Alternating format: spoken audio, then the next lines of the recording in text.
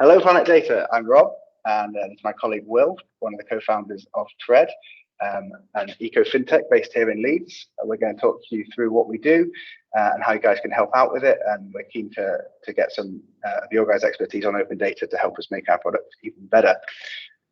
Tread is an organization on a mission to make money work for people and the planet. And that's what drives us, and that's what's driven us to create what we're working on at the moment. And that's the UK's first green debit card that plants trees as you spend and helps people reduce their carbon footprint. So a percentage of revenue from payments made on the Tread debit card is devoted to tree planting, funding reforestation projects around the world.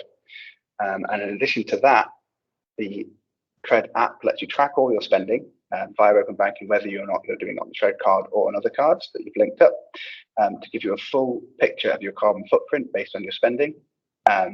Lets you track that to understand it, lets you reduce it by making smarter and more informed decisions, and also we're able to offer smart recommendations about how you can reduce your carbon footprint based on your spending patterns.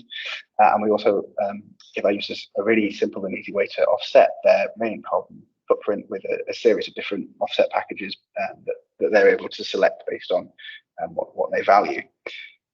So that's an overview of our product and what it does. And I'm going to hand over now to Will to give you an insight into how it does that, and specifically the track section, which is where the sort of juicy part of the data comes into play.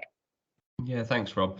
So we kind of do all these different elements. So not only can you spend more sustainably, but we can tell you the impact of your spending. So everything you buy has some kind of environmental impact, whether it is like your morning coffee, it's flights on holiday, groceries, etc.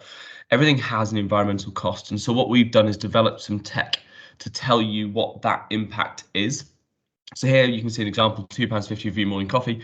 We can then translate that into what its carbon emissions is. How does that actually work in practice? And this is kind of where open data sets can help us, and we'll kind of go into like what that looks like in a minute. But the way that we currently do this, there's kind of like a 3-step process for telling you, working out what the carbon footprint is. So the first bit is based on category. So if you buy £20 worth of groceries at Tesco's, for example, the first thing we do is we'd say, right, well, that Tesco shop is food. And so there's 622 different categories that we bucket spend into, everything from flights, buses, to groceries, etc., etc. So that's kind of the first step. So categorize.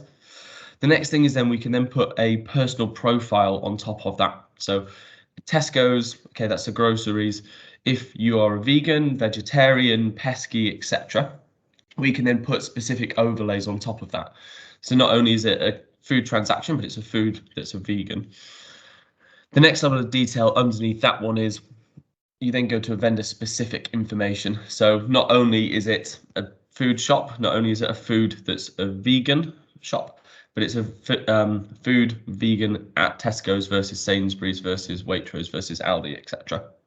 So that's kind of a 3-step process that we use at the moment, and we are constantly evolving the data sets from both a category perspective, but also all the way up through to vendor specific information.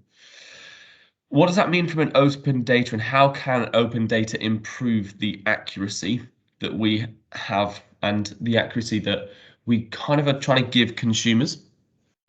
So there's 2 things that we can get help with. So the first is the way that we do it at the moment is still only based on assumptions. So, Tesco shop it, vegan, etc. The next level beyond that is to get a basket level information. So in that shop, it would be, I bought 3 bits of broccoli, a pack of chicken, some shampoo, etc.